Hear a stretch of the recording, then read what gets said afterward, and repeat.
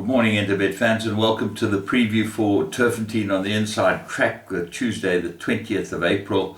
And we've got an 8-race card, and we start off at 12:45, the first 1450 meters, maiden juvenile plate. And you've got to have a close look at this one. Flashy Apache very much improved last time. Samanga Kamalo gets a ride, and I think Stradham's got a holiday.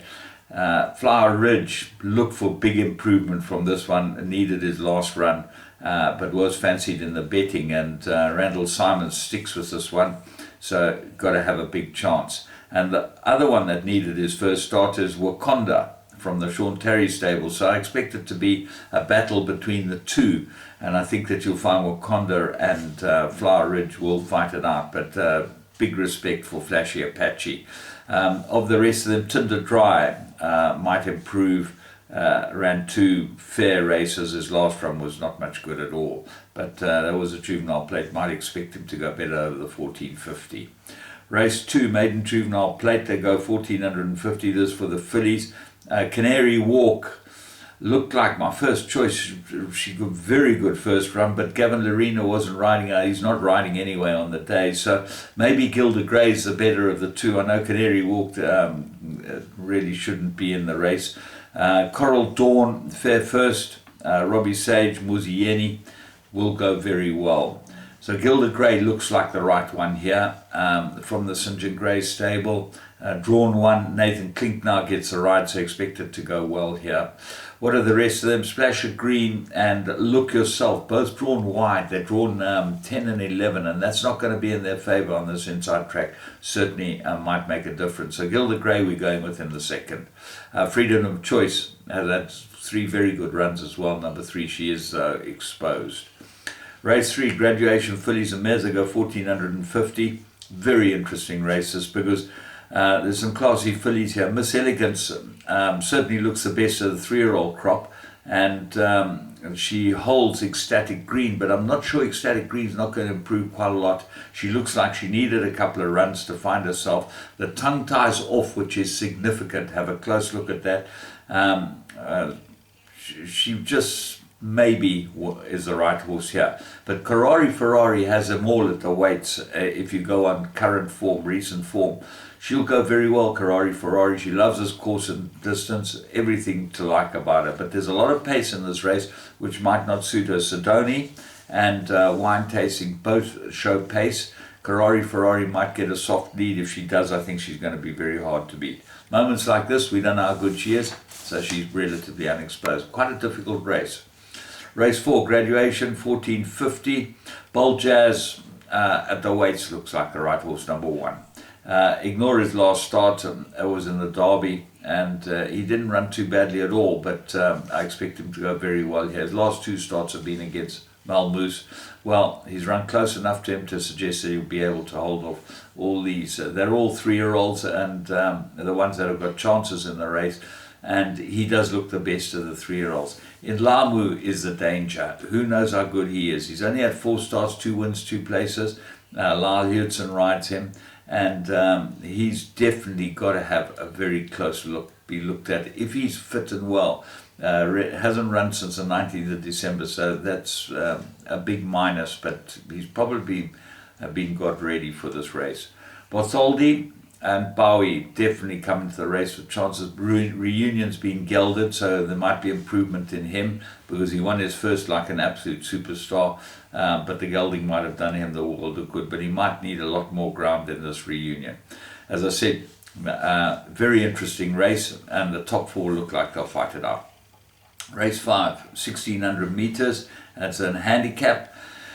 So you have a close look at the Sound of Summer, came out and doddled in first time out. Really impressive. He looks like a very nice racehorse. The inside track might not be to his liking, but there's a lot to like about this horse, Son of Silvana, number 2 on the card.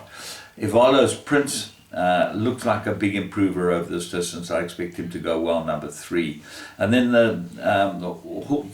the form line is through Governor's Glory and Star Flash, and there's very little between the two of them. Governor's Glory got the better of Star Flash last time out, and 1.5 kilos better off is Star Flash. he's got very good form, so he should go well. Eskimo Pie ran on, but I think might just need another to get him to his best. So we'll go with the top couple here and should be able to get away with them.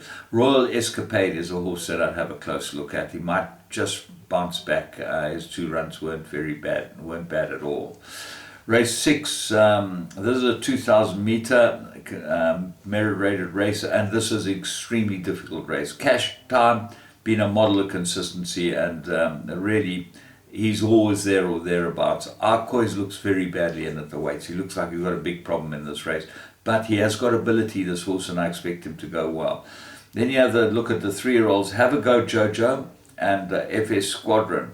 Well, Have a Go Jojo didn't go for the classics. FS Squadron went for the Derby and found it too far. It was interesting that he was dope tested after his run in the race, which was very strange indeed.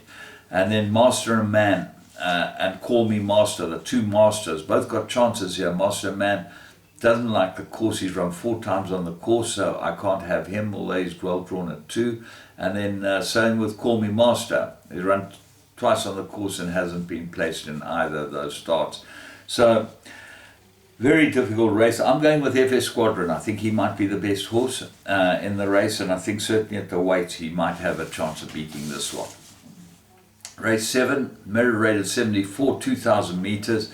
But here's my find of the day, number 2, Great Warrior. A nice each-way bet. This horse looks like he's absolutely ready. Muzieni sticks with him, and he gets the blinkers, and I think that the blinkers might make a big difference to him.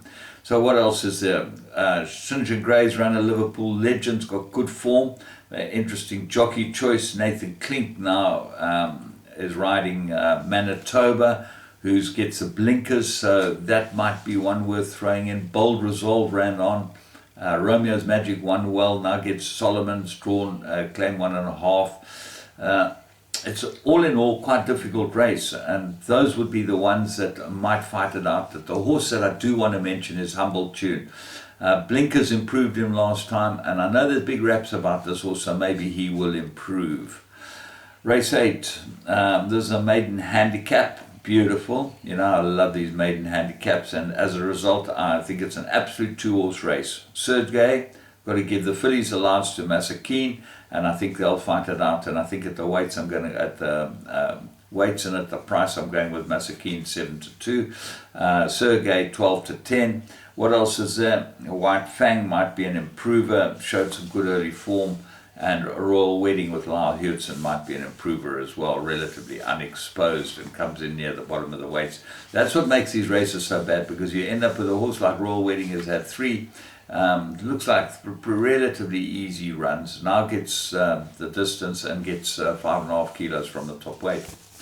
Makes it difficult and not good for the stud book, because the stud book relies on the best horses winning the races. From me, James Goodman, Interbet, remember, play the games, video games. You can get onto all the Vegas games and Interbet, and you get the best prices, and the tote pays the full odds.